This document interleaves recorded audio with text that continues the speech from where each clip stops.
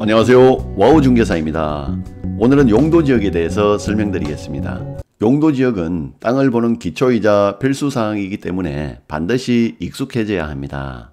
우리나라에 있는 모든 토지는 한 곳도 빠짐없이 용도지역으로 지정되어 있습니다. 이 용도지역을 지정하는 목적은 토지의 이용과 건축물의 용도, 건폐율, 용적률, 높이 등을 제한하기 위해서입니다. 용도지역은 도시지역, 관리지역, 농림지역, 그리고 자연환경보전지역 이렇게 4개로 구분이 됩니다. 도시지역은 인구와 산업이 밀집되어 있거나 밀집이 예상되는 지역이고, 관리지역은 도시지역의 인구와 산업을 수용하기 위하여 도시지역에 준하여 관리하거나 농림지역 또는 자연환경보전지역에 준하여 관리할 필요가 있는 지역이라고 되어 있는데, 다시 말씀드리면 도시지역으로 바뀌어서 가치가 크게 오를 수도 있고 농림지역이나 자연환경보전지역이 될 수도 있는 지역입니다. 그래서 도시지역 외에서 투자를 할 때는 관리지역을 많이 찾습니다. 농림지역은 농림업을 진흥시키고 산림을 보존하기 위한 지역이고, 자연환경보전지역은 자연환경과 상수원 보전, 그리고 수산자원의 보호와 육성 등이 필요한 지역을 말합니다.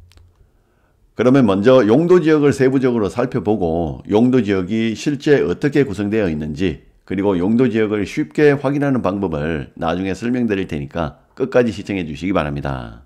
도시지역은 주거지역, 상업지역, 공업지역, 녹지지역으로 구분합니다. 주거지역은 전용주거지역, 일반주거지역, 준주거지역으로 나누는데 아래쪽으로 갈수록 가치가 높아집니다.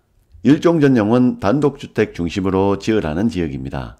오른쪽에 보이는 건폐율 용적률은 국토의 이용 및 계획에 관한 법률에서 정한 최대 한도를 표시한 건데, 실질적으로는 시도 조례에서 다시 정합니다. 2종 전용은 공동주택 중심이고, 1종 일반은 4층 이하의 저층 중심과 일부 상업 기능이 들어가는 지역입니다. 2종 일반은 보통 4층에서 7층 규모로 중층 중심으로 짓는 곳입니다.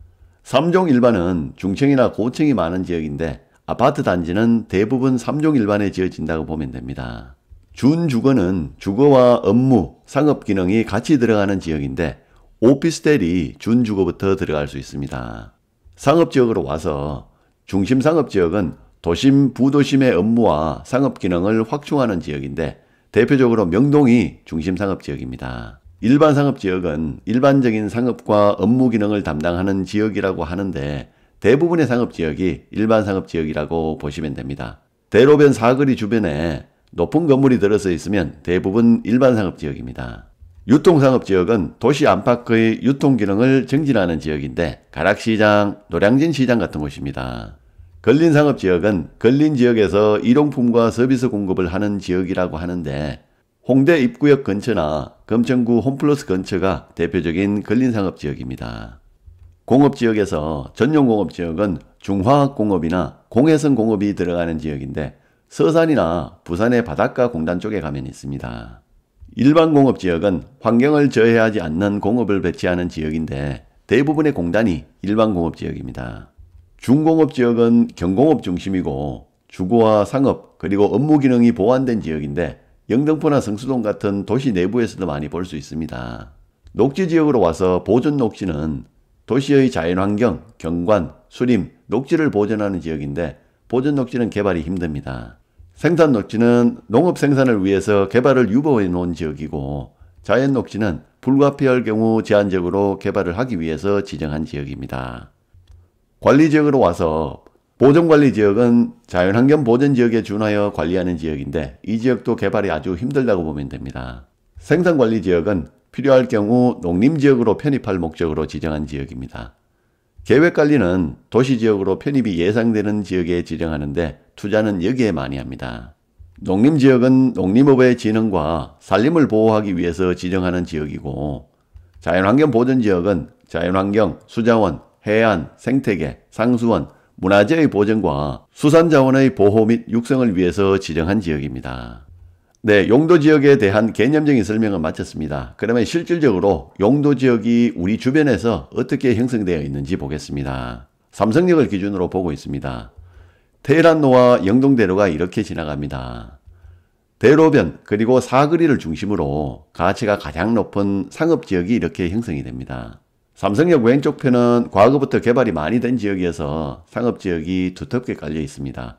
그런데 오른쪽은 왼쪽보다 얇게 깔려 있습니다. 앉아있는 건물의 전면은 상업지역인데 후면은 3종입니다. 이런 지역을 현업에서는 노선상업지역이라고 부릅니다.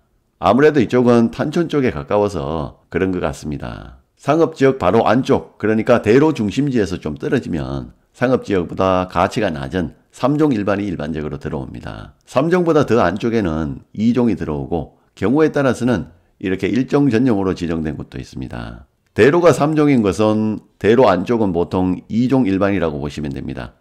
대로가 준주거지역이면 그 안쪽은 3종, 그리고 더 안쪽은 2종이 들어서는 게 일반적입니다. 이건 공식은 아닙니다만 이런 경우가 많으니까 참고하시면 됩니다.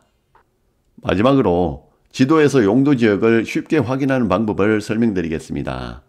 카카오 맵에 들어가면 됩니다. 지금 보시는 게 카카오 맵인데요. 검색 포털에서 카카오 맵을 치거나 주소창에 map.kakao.com을 입력하면 됩니다. 사이트에서 이렇게 오른쪽 상단에 레이어라는 게 보입니다. 클릭을 해보면 지적 편집도라는 게 보입니다. 이걸 클릭하면 지도에 이렇게 용도지역이 표시가 됩니다. 화면을 확대하거나 축소하거나 해서 이렇게 쉽게 확인할 수 있습니다. 오늘 영상 여기서 마치겠습니다. 감사합니다.